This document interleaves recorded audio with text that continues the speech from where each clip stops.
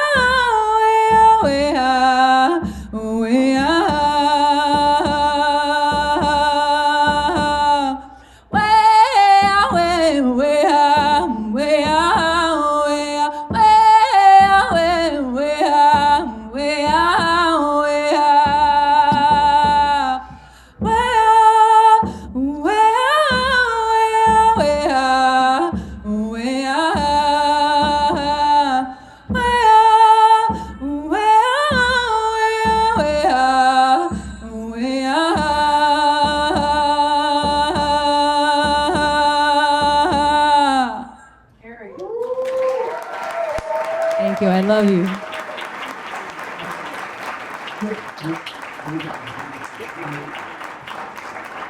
Thank you so much. And I'm going to hand it over to Rolla Selbak. Thank you.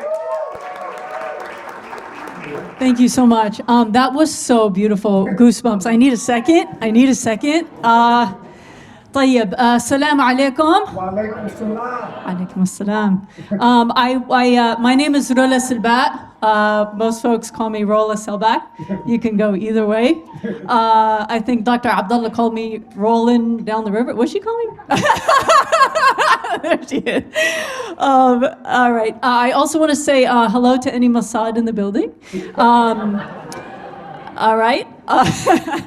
Thank you so much for being here, and thank you for this gift. And thank you for this gift, Dr. Ware, for bringing us all together. This really, really, truly is a gift. And thank you for everyone who's putting any energy out here. The previous panelists, these panelists, every single one of you, and everyone helping. So thank you all so much.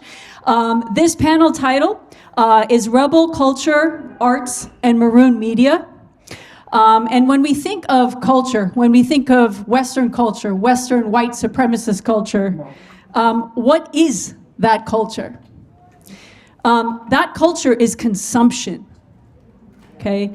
So if culture wasn't important, they wouldn't try to steal it. They wouldn't try to control it, right? They wouldn't try to colonize it, right? We've seen from the Epstein files, right? We saw that Parasite, Jess Staley, the former banker, former CEO of Barclays, what did he write to Epstein? He wrote, the group that should be in the streets, right? He's talking about why people aren't in the streets, like rioting, or he said the group that should be in the streets is bought off by Jay-Z. Yep. Right? That's what he said. And this isn't, right? And this isn't a condemnation on any specific artist. What he's trying to say, except Doctor said it, I didn't. He can say it.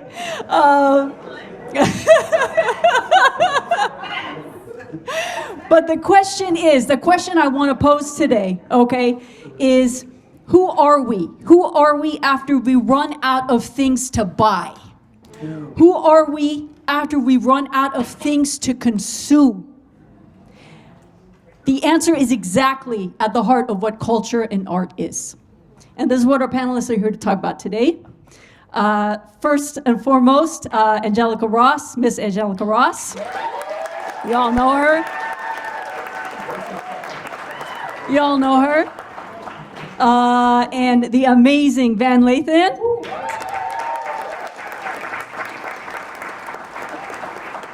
The powerful and lovable, is that okay if I say that?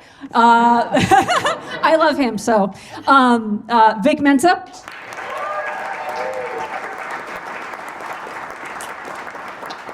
And who knew office hours could be so damn amazing, consciously.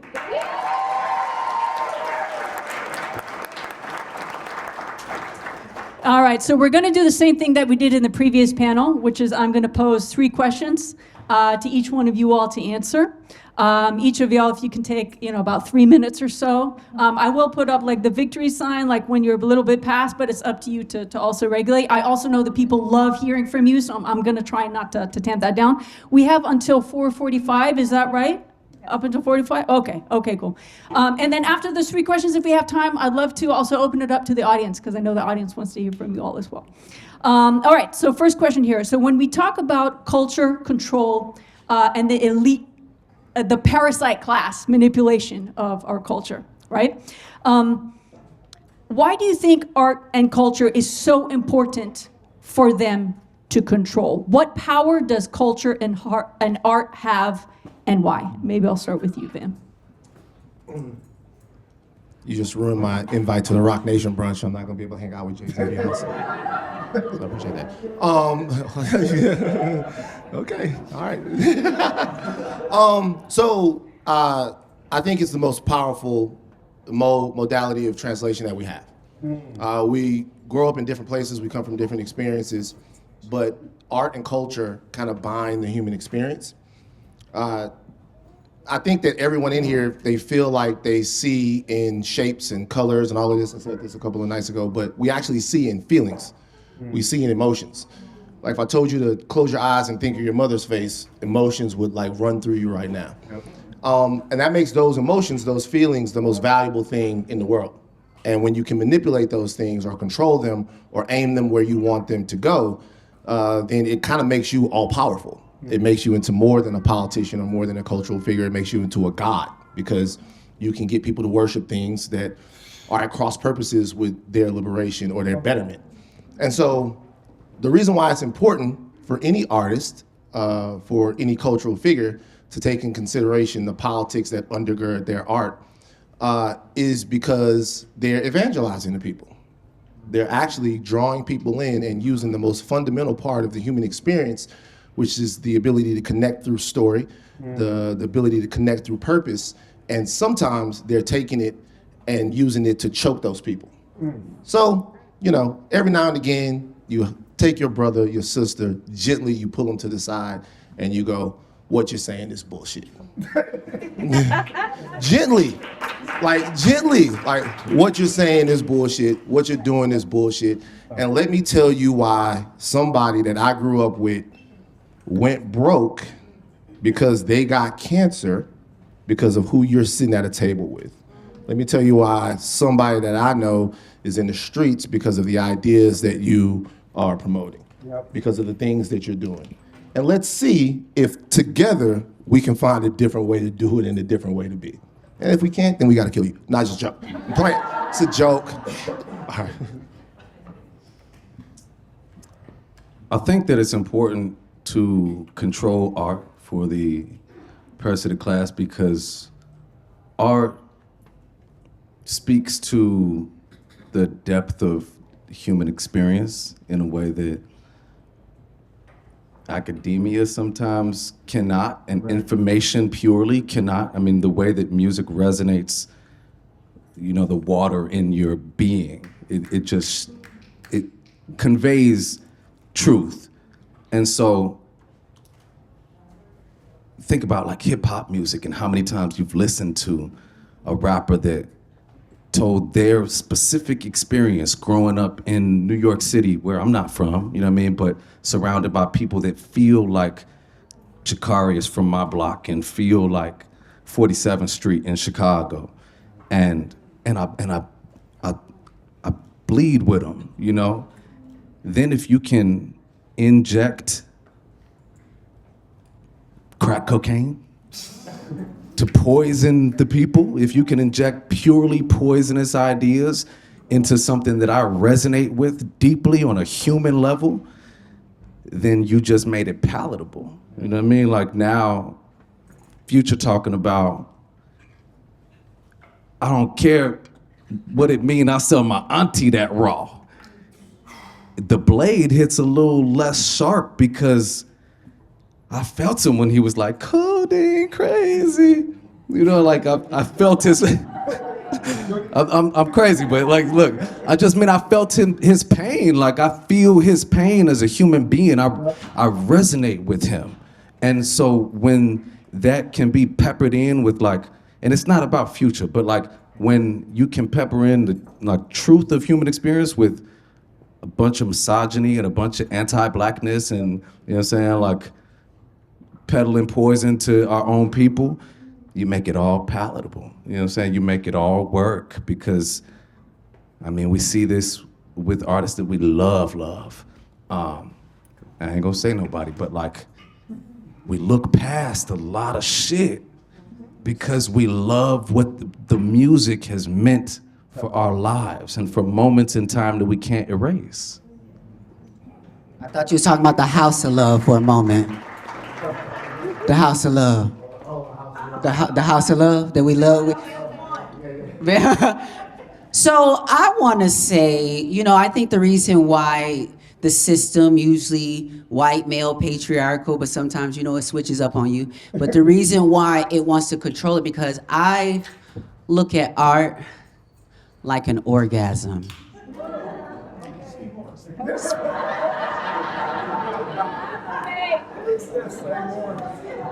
And you know, I what I learned so long ago, especially as a woman, is that we are kind of set up to think that that special feeling and that thing that you get from that thing has to come from this external person or this external thing or from an outside source. Until you learn to love yourself and your own body, and you learn how to make that for yourself, and how important having your own orgasm is to your health. So art is something just as functional as having a sexual health, but we have been tricked out of thinking that that's something only certain people do who want to risk being broke. But that this is a human impetus. It's something that is a calling to all of us to live creatively. Come on. And so the reason why they want to control it is they want to control the limits of your imagination. And that is so now prevalent that when we just want to speak about abolishing ICE, let me go back, abolishing the police. Hello. They told us the message was too strong. They told us all these different things. I lost my train of thought, going off onto that tangent. Going on to, what's that? Yes, thank you so much. So just showing that art is for everybody. It is how you learn to come at your business differently, to come at your relationships differently. And it's also one of those things that they need to control it so that they control what you think art is and who deserves it. I had the experience of playing one of the most beautiful people in television history. Y'all know Candy Ferocity, some of y'all. A black trans woman that just was saying all kind of shit that y'all know y'all was thinking too. But she was the one that had the guts to say it. And what broke my heart about that character was she's that loud voice that people try to push out the room all the time that says the inconvenient thing. And we don't always see them as valuable. We don't always see them as beautiful until it's too late. And what I learned playing Candy at that moment in her like death scene or whatever, and they hit that light on me and my hair was sparkling and the dress was, live with me for a second here in the moment.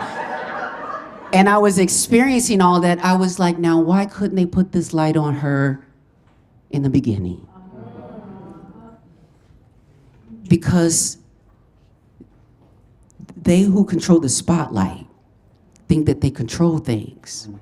But I'm gonna tell you, I receive lessons all the time through life, like in these really serendipitous ways. So there was a moment that I was doing, World Pride with Whoopi Goldberg, Laverne Cox, a bunch of people in New York. And so I had on this cute dress, and Whoopi was like, show the people your dress, go around or whatever. So I'm walking around the stage, but I ended up walking to a part of the back of the stage where there was no light. I walked myself back there. I turned around, and by the time I put my hand on my afro, the light hit me. What I learned was sometimes you have to step away from the spotlight and make it follow you.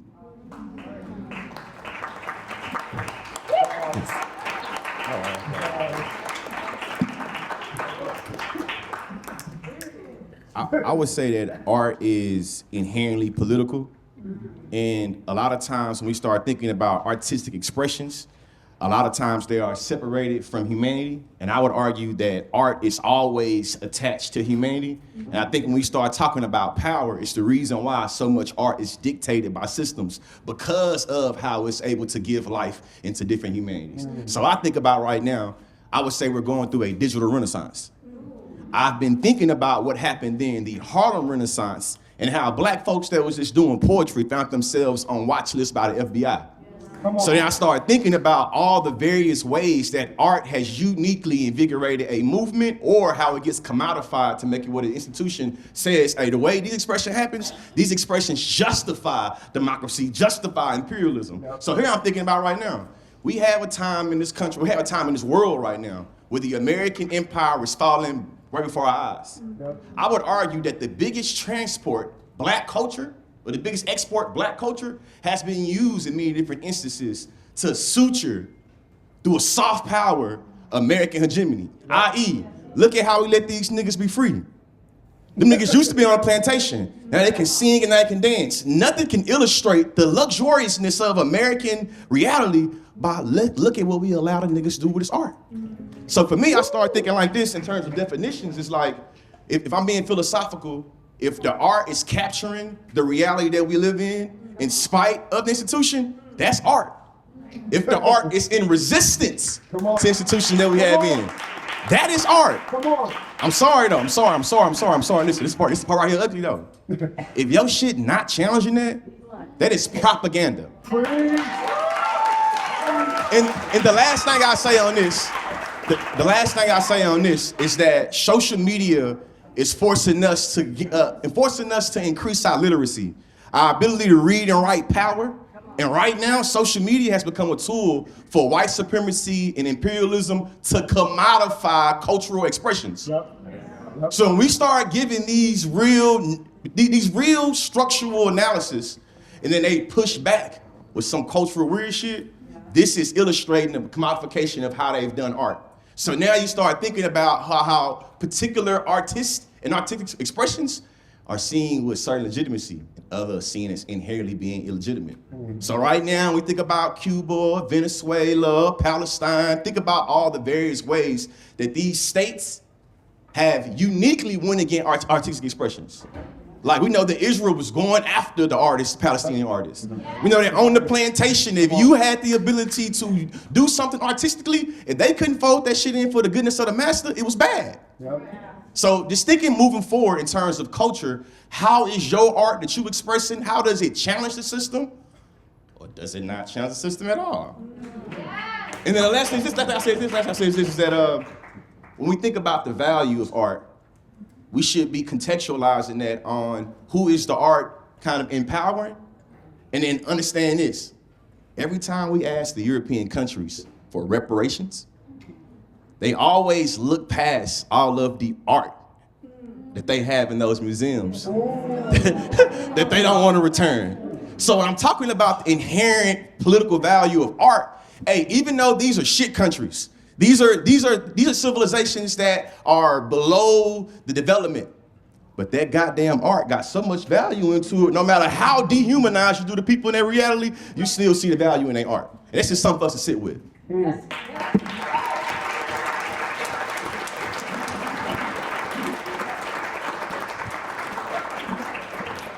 My God. Okay, I have two things actually to piggyback off of that. The first is you saying art is inherently political. Do you all remember when that guy, Neil Patrick Harris, Doogie Howser, when they asked him in was it Berlin Film Festival like a few months ago, it's like, oh, they asked him about what's going on in the world. And he goes, oh, I don't like being political. Art is not political. It's like, because of political art, he was able to marry the guy he wanted to marry. Because of political art, he was able to adopt the child he wanted to adopt. So it's total bullshit. It's total bullshit. And the other story I'm gonna give about stolen art, you all may not know this, Banksy, right? So you know the apartheid wall in the West Bank. So Banksy did some amazing art, and he has a few pieces on there. Israel, I'm not going to call him Israel, so don't tell me to. The manufactured state of Israel. People know what that is. The shitty colony. They ended up, that's what it means. They stole the Banksy from that West Wall, took it into the colony's museum. That's how much they hate art that challenges. That's how much they hate it. So that's why. So anyway, so that just reminded me of that. So on to question 2, which is, we've talked about, right? We've been talking about the lifting of this mask, right? This toxic fallacy of that is celebrity culture, whether it's celebrity culture in Hollywood, whether it's celebrity culture in politics, right? It's like this Oz is completely evaporated in front of our eyes. And the people at this moment are looking for something else that maybe they weren't looking for before. So here's a question to you all. How, as artists and as culture makers, do you navigate meeting this moment? And what do you call on other artists and culture makers to do to meet this moment? So how are you navigating? What are you doing to meet the moment? And what you call on other artists and culture makers to do to meet the moment? And is it cool if we start with you, Vic? Yeah. Cool, let's go with you. I think I've ended up meeting this moment a lot out of necessity. In my own personal journey, like I've come into independent artistry and haven't had the same budgets, haven't had the same infrastructure to release projects, you know what I mean, to release an album that I've been working on for a long time. And so I started just setting up a camera and talking about shit because I felt like I could express myself. I felt like I could connect with people that are of like mind, maybe some that are not, and just connect at a baseline level. And through that, had a lot of conversations that I'll have with Aja Monet, a lot of conversations I'll have with Saul, and have started to build something out of that in this very powder keg moment has taken a fiery approach, you know what I mean, and been topically related to this moment. What's the question? It was about meeting this moment and what do you call on artists to do to meet this moment? Oh, so I was gonna say, Saul and I were having a conversation backstage because in this moment, our country is at war with Iran. And for the last, 60, 70 years, maybe longer, I'm sure, our country has been sanctioning Iran. 38 million deaths around the world from US sanctions over the last 50 years.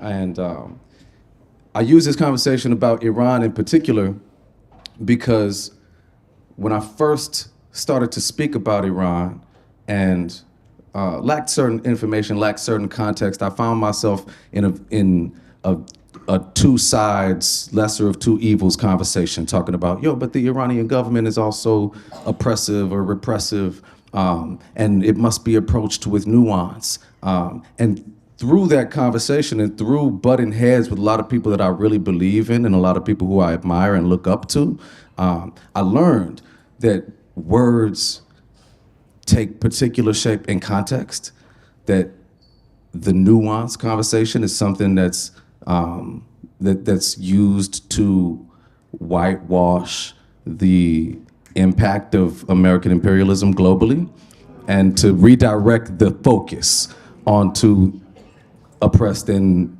victims of imperialism.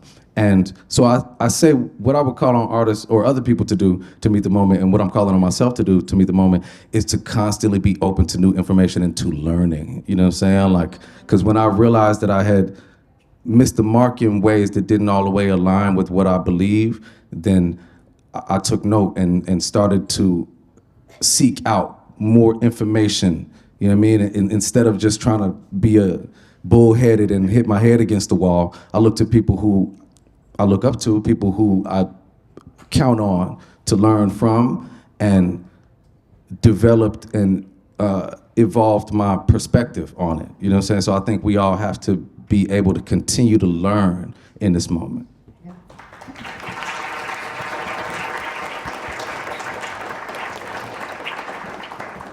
I think too, I would say start by saying tell the truth. That is how I'm navigating this space, is by telling the truth first to myself and then to everyone else. And that's the advice I would have to other artists, to say that as well, because I was so blessed. I'm so blessed by my Buddhist faith. I've been chanting Nam Myoho Renge Kyo like Tina Turner for about 15 years. And one of the sayings in one of our texts, it says to become a celebrity of the mystic law.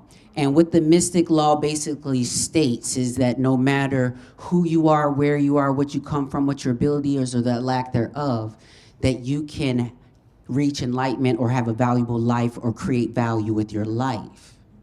So to become a celebrity of that law means you become someone who is known far and wide because of what you did with your life and with those certain things.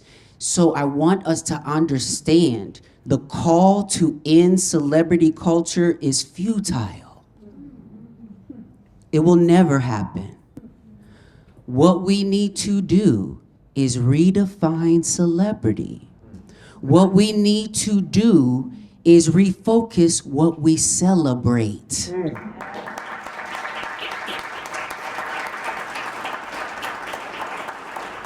And who we celebrate. And the reason I say that, because some of y'all will come up to me and be like, oh, Angelica, I love you, and I just love your acting, and I love, why don't we see more of you on TV? Why are you asking me? The culture in the shade room and Breakfast Club and everywhere else don't celebrate me. They only bring up my name so y'all can get in the comment section and call me a tranny. So what I'm asking for and what I do and how I move through this space is I redefine celebrity by celebrating people who have done some amazing things in my community. Those are my celebrities. So I want you to understand that what has happened even with Meta and all of those things is that they think that they have taken something from me by co-opting my data through an algorithm. Because I have 450,000 followers, but I can't reach them. Can't reach them. Right. So what they're trying to do is convince you that the playing field's set. What are you going to do? It's a situation where the people have to decide to take back their currency. Some folks struggling with stopping spending at Target and Starbucks and watching the Super Bowl and doing a lot of things and haven't realized that your attention is currency.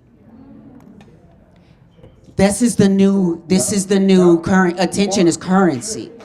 So if you realize that we don't have to sit front row at the Grammys and get gooped every time, Beyonce. We don't have to sit even at this. We have to learn to celebrate each other. But the fucked up thing be that as a black trans woman, I'm thinking, hey, we done created some systems because the white people not celebrating us. So we can go over here to the NAACP and here to celebrate. And then they like, none of y'all trannies and faggots, though. I can say that, y'all can't.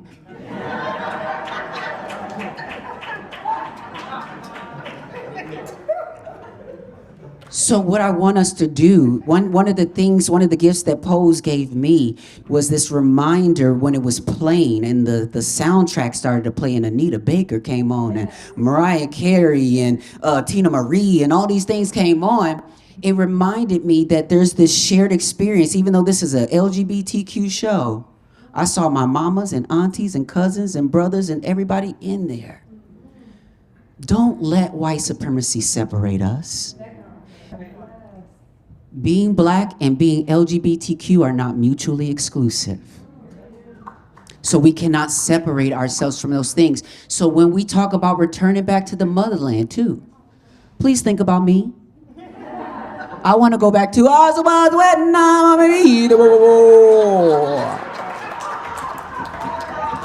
but y'all know what they doing over there, and they're taking the lead from American Christian groups and all these different things. The people are the only people who are going to be able to turn it around by changing what you celebrate and what you value.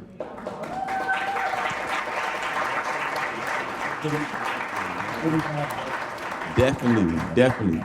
I keep myself grounded by thinking of these P's: politics, popularity, and purpose. When I do something, I try to always ask myself, what is the purpose of this, regardless of how popular it may make me on social media? I have a lot of unpopular positions, a lot of unpopular politics, and as a result, I'm very unpopular with a lot of different folks, right? For me, thinking about how I stay grounded is my grandfather always said, Little George, everybody can't do, he said, nobody can do everything, but everybody can do something. And for me, in this moment, it's thinking about what is my strengths as an educator, as a former debater, and maybe what is your strengths as an artist? As I look at Chris Smiles, look at Angelica, look at Vic right here, look at Vance, thinking about, hey, between us, all of us are artists, but all of us have different ways in how we express that art. And I think that it would be not good for me to think about the popularity that any of them get based off how they do their art versus mine, or think about how their purpose, like, damn, I see Chris doing this, how can I do this? Nah, consciously, George Lee, stay over there where you at. Right. So for me, it's just thinking about Huey P. Newton. He said that we gotta think globally and act locally. So for me, in thinking about purpose, popularity, and thinking about what my skill is, it's like, how can I connect the dots on what's going down the street where I'm at and connecting it what's happening globally? We was having a conversation about how when we talked about Israel-Palestine, a lot of folks said that I was a single issue voter. You know, a lot of folks said, you pro-Palestinian mofos, y'all gotta get past yourself. Because I understand thinking globally, acting locally, and understand what it means to have purpose, I can connect the dots politically, socially, economically, and think about all the various ways that genocide to Palestinians mean niggas don't get education, or we don't get food, or we don't, you know what I'm saying? And for me, it's just thinking out, as a creator, as a person that makes art, as a public figure, how do you understand your skills, your expertise, and how it folds into the larger thing? Last thing I say is I love history. So I always think about all the various people that came before me and how I appreciate them and how there was a multiplicity in perspective and multiplicity in policy. I don't expect Kwame Ture to express himself the same way that Malcolm X did. I don't expect Fannie Lou Hamer to connect herself the same way that Asada did. If I can't see the uniqueness in how each one of these people was positioned, I don't think that I'll be able to be a good educator or a good scholar or a good, so for me it's thinking like, I can't expect everybody to be like Chris or to be like Vic. We all can't pull out the orange. We all can't, you feel me? You know, I had to say it, you know what I'm saying? We all can't do it, you feel me? We all ain't got the feng shui ambiance. So I ended by saying, what can you do? What can you do as good and as smooth as Vic does when he pull that orange off that tree? What can you do?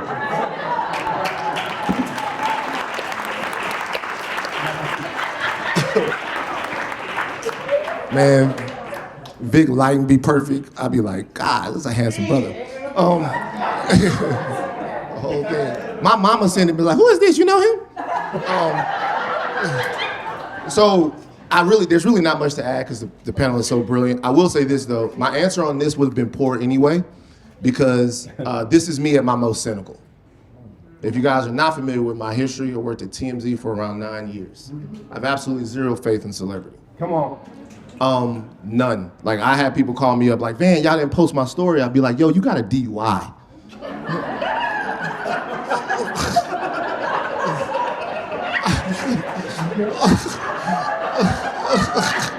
I feel like, for real?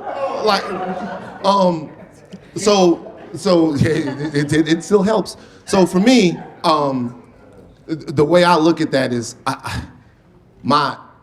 I look at artists and celebrity as being two different things. The currency of this particular city is celebrity, right? is actually not the art. Celebrity is something else. I think you described celebrity in a brilliant and beautiful way that made me actually think about the feelings that I have about this. But the celebrity is its own thing. It's like, how can I explain this? It's not, you get into it and then it becomes your purpose. So the thing becomes, how do I not ever get denied entrance into the Nice Guy or Studio 54 or wherever, Studio 54, like it's 1979, but like wherever, but like how do I continue to do that? And then what happens is somebody comes to you and they go, I have a way. Tell them this. I have a way. Come go with me here. I have a way. Do this thing. And the most important conversation is for us to have conversations about, or for us to be very clear about what we will tolerate. And every time you stream it, every time you watch it, there's no separating the art from the artist. It's impossible. It's a vote. Yep. It's an endorsement. Yep.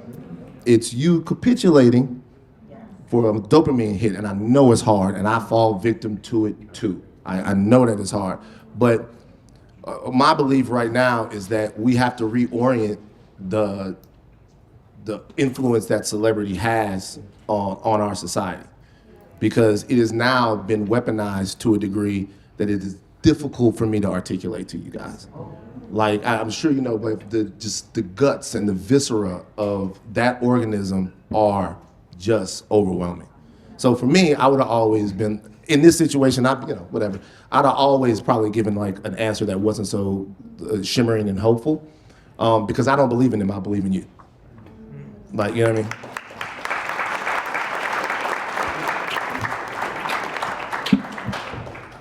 I do have one thing to say, if I may. I do call, there are lots of artists and culture makers here, and I know I'm probably preaching to the what is it, to the opera? That one. All right, I don't know, opera, I'm singing to the crowd, what? Preaching? I don't know. I seem Allah Akbar. All I'm trying to say is, do not sell your soul. It is not worth it. It is not worth it. It is absolutely not worth it. And you know, I know that Hollywood sees it now, right? Because they're coming knocking on a door. Every single one of you risked a lot to talk these past few years. And I know you've been doing a lot of work previous to that, but especially the past few years. I mean, who can forget that moment with that van brought us, like with Gavin Newsom, you know, when he short-circuited. Anyway, when he short-circuited Gavin Newsom and he asked him about APAC, he goes, interesting. He's like short-circuiting out. And so, yeah, that was Vin. So anyway, all is to say, do not sell your soul. It is not worth it. Hollywood is seeing that. Hollywood is seeing that you all are here, right? Instead of watching Scream 7 today, which is in the movie theater, right? I'm just saying, there is a reason. Either way, yes. I have more to say, but I will go to question 3. And this is the last question, and then we'll open it up to the house. Okay, so when we think about building a liberated future, it starts with imagination, right? To imagine what is possible. And that is culture. Culture is imagination, going before everyone else goes, right? Culture creating, right? So that's why they're trying to control our imagination, whether it's with AI, whether it's with the tools that you mentioned, Miss Angelica. They're trying to colonize our imagination with their tools. So my question for this panel is, for each of you, as artists and as culture makers, when you think of liberation, what does that mean for you? And what opportunities do you see right now to get us there? And I would love to start with Miss Angelica, if possible. Thank you so much. And actually, because, you know, this question, I love this question, and reaching liberation and all those things. And I also believe in sort of like sharing my platform and space. So I know someone who can really answer this question really beautiful, who I think is like the other side of me. Like I said, a black trans man who really can eloquently talk about liberation. Can you kind of take my seat for a second and just I tell you, yo, that's a real one right there. That's a real one right there. To share this time, to share this space. Thank you all for being here. When I think about liberation for Black people, I think it's important to understand that it has to be queer and trans inclusive, and it has to be intergenerational. That's right. I was having a conversation with somebody at a party a couple days ago, and she was like, it feels like as Black people we keep coming up against the same obstacles, and we're having like the same conversation like at a different tempo. And I said, well, if we want to solve for the correct problem, we have to start asking the right questions. And those questions that we have to ask is start asking, like, what are the needs of Black people who are sitting at the intersection? What does this love look like for Black people that are sitting at the intersections, right? I'm a professional storyteller, and I travel the world telling my story of being a Black trans man, telling my story of being brought up in a Black working class family. My mother was a nurse, my father a mechanic, being brought up in this family full of love and acceptance, right? And what it does, and the way this ties into liberation is what it does is it starts to chip away at this dominant narrative that Black love can only look one way, that it's only one-dimensional, that all of us who are queer and who are trans are brought into this world fighting for our humanity, fighting to be loved. It wasn't nothing like that. My family don't play about me. You know what I'm saying? And so, for me, it's important not just to tell that story, but when I tell that story and I get off stage and I tell the story about how much my mother loved me and how she died in my arms and all these things, people come up to me and they don't want to talk to me about me, they want to talk about the love of my mother, right? And creating this ecosystem of love is a part of our liberation. Working from this place is a part of our liberation. My parents were my first allies, were my first accomplices in this life. You know what I'm saying? They saw me, I was visible. They saw who their child was, and they gave me agency to say to write my own story. To write my own story into this world. I remember when I came out to my father, I sat him down, and he said, you know what? He said, baby, you were my child, and I was your father before we ever got here. And he said, it's my job. He said, it's your job to tell me who you are. And it's my job to tell you how to be in this world. How to be kind, how to be honest, how to live with integrity. This is a part of the liberation. This is a part of the movement. And we can take these ideas.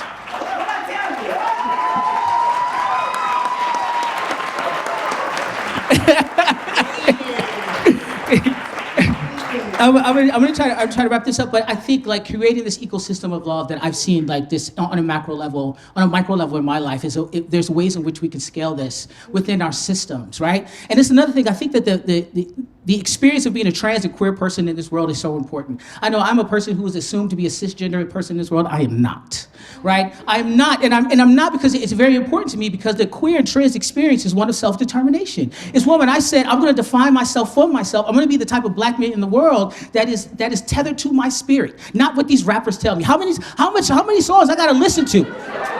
Like, I mean, not you. I mean, no, not you. I forgot, not you, not this one. Yeah, I mean, not this one. But you know what I'm saying? Yeah, I was just moving around. No, but like how many songs do I dance to that are calling me worthless because I'm not rich before something starts to get really misaligned in my spirit, right? The queer experience, the experience of being a trans and queer person in this world meant that I engaged in being in self-authorship, writing my story into this world. I had a clean slate of my humanity and said, this is what it's gonna look like. This is who I wanna be. And when we do that, so my visibility, not only was I able to define it, but it also has some agency. And visibility with agency is power. And visibility with no agency is just exposure. And we're exposed to the worst parts of people's imaginations. I am not the boogeyman at your back door as a trans man. I am not.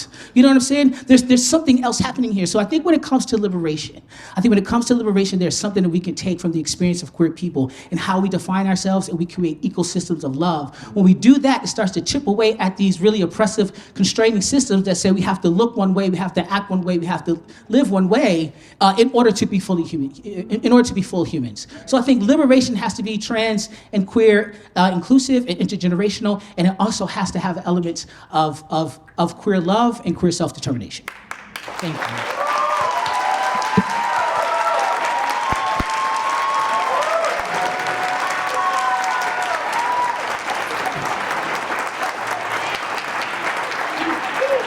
Teak.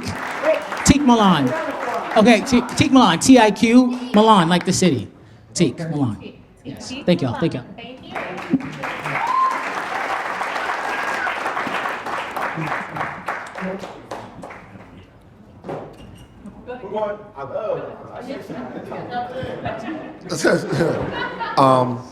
I don't have much to say. Imagination is what we're talking about, right? I don't have much to say because like my imagination at this point is limited. I'm a little bit older than some of my comrades up here. I'm 45 too. We're the same age. Look at us, looking great.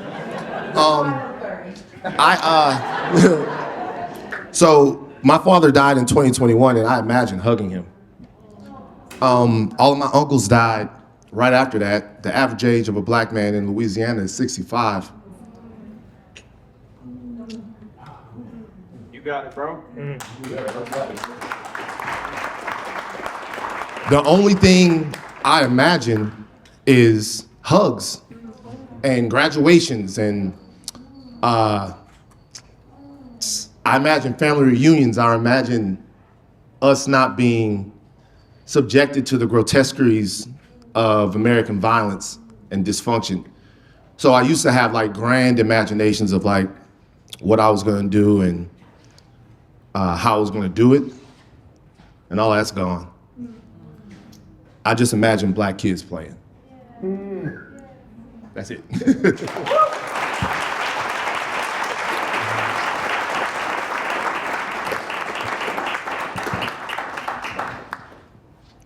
When I think about liberation, I think about the need of imagination to overcome fatigue. I was at a panel with Angela Davis some years ago, and she was asked how she felt about the revolution never happening. And she had a wonderful response that was something to the effect of revolution can't just be judged only by its execution, but by its continuation. And we carry the baton where we can, and we pass it on. I desire the imagination to overcome my own indoctrinations, like to the imagination to overcome my affinity for violence, to overcome, my masculinity, my toxicity. I wrote a essay on my Substack, shameless promo. But I just put it out on my way here, and it's about my previous therapist. When I found out he was a Zionist, oof. Real talk. You the one took me to Palestine. Shit, I got there, the nigga was like, And, needless to say, that relationship deteriorated. And, in its dying moments, like, I realized as Gaza was preparing to be razed, and he was justifying what was to happen, and saying, oh, when they say flatten Gaza, I think they really just mean they want to push back against terrorism. And obviously we could all see that they were literally about to flatten it, to raise this historic place and all the people in it. As the relationship died, I realized that, man, my therapist, he lacked the imagination to overcome his trauma and his pain. Like, he was in a deficit of imagination, and he could not imagine himself as someone capable of empathy beyond his own experience. And that just showed me that I really desire the imagination personally to transcend my limitations, and liberate myself.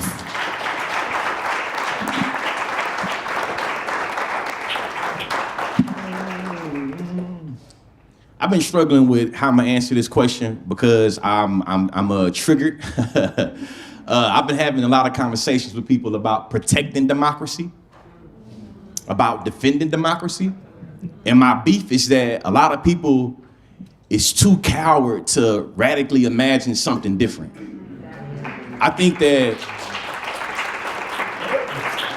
capitalism has cornered the market on our imagination to make it where a lot of us feel like we are only limited to imagine a world that history already gave us. So if I say capitalism sucks, and you say, what are we gonna do next? I'll be like, well, shit, you said capitalism brings us creativity and innovation. How come we can't come something better? To me, the imagination part of it could be like, hold on, Mr. Lee, that sounds crazy, talk to me.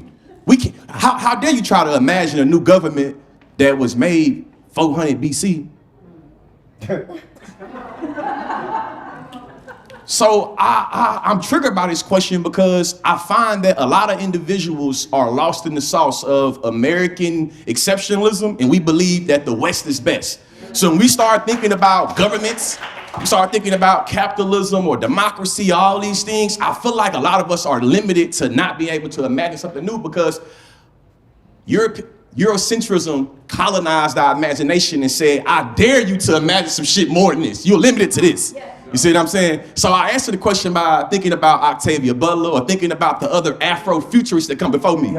What I think is very dangerous for like black thought in terms of white supremacy is to be intentional about interjecting yourself into the future where you are not imagining what you can be based off the limitations of what you are right now. And when I think about like speculative fiction, when I think about Afrofuturism, I think about all the various ways that, I know I'm country, I like saying niggas. How niggas being intentional about the future, how that not only is political, but how that is the exact way of how we get to this imagination. And then it's going back to the plantation. A lot of times, Massa did everything he could to make sure you don't have an imagination. So I end this response with saying this. The first question we was asked about art, I believe it is inextricably tied to the conversation about imagination. I cannot allow for y'all to imagine anything else, so I'm going to control and dictate what your art look like. I think about it like this. As a black person from the South, I always frowned upon how white folks can say, this is art. It always pissed me off, like, this is art. Hey, you know what? Hey, I'm gonna pour it out. I'm gonna pour it out right here and say, look at this. This is the spilling over of the liquid and how the liquid is able to permeate through different structures. You feel me? And then I had some of my partners, you feel me, from the east side or west side of Bryan, Texas, be like, this is art. And they be like, nigga, no, it ain't. So thinking about like art. The same reality, the same community that is deemed as being inherently exposable and disposable has art that is priceless. I.e., you goddamn Africans in East Africa, West Africa, you don't have anything. You've never produced anything worth even having. But I ain't letting that art go. So to me, it's thinking about the imagination in the art was always already tied together. And I think it's always been a part of soft power American imperialism. Because listen, I can influence you with this art. You better be inspired by these Negroes. Or I can bring that military industrial complex on your ass. What you want to do? You want to be influenced by culture and art? Or these guns? Tap, tap. So for real, in conclusion this. I just dare y'all to imagine very radically. And I think that a lot of us, sometimes myself included, is too coward to radically imagine a world that is not this one.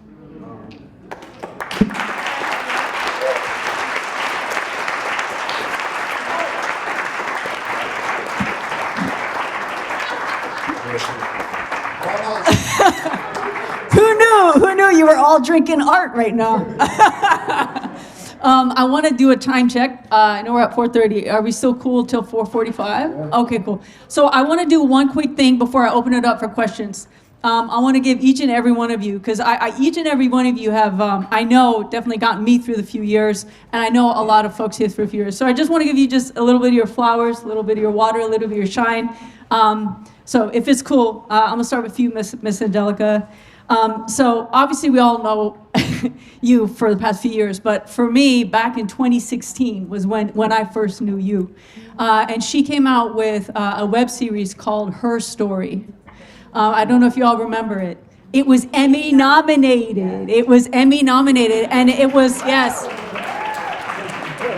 And it was back in a time where we were looking for stories that was different than what they were putting out.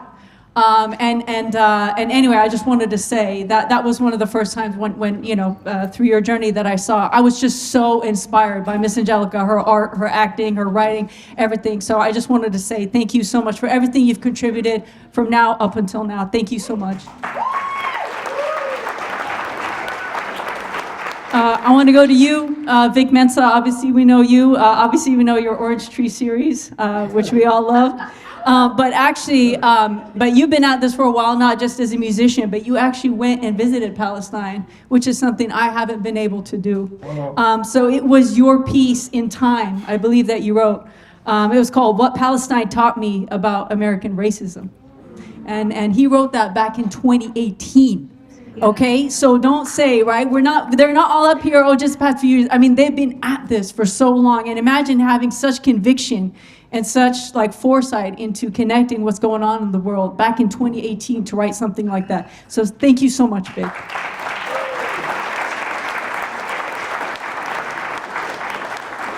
And Van, I know it's a difficult time right now, especially you're mentioning you're at your most cynical. But honestly, it was you that had got me through the past few years, even before the past few years. And it was you and the Midnight Boys. Pew pew. And it was actually, yes, I know. I listened religiously to Midnight Boys, and specifically your breakdown of all the Atlanta seasons. And that got, and in fact, I enjoyed listening to you and your podcast more than Atlanta season 4. So I know that might be controversial, but I listen more to the breakdown than the season itself. So thank you so much for everything you put out to the culture and everything that you've been doing. And we got you no matter what. So thank you so much, Ben.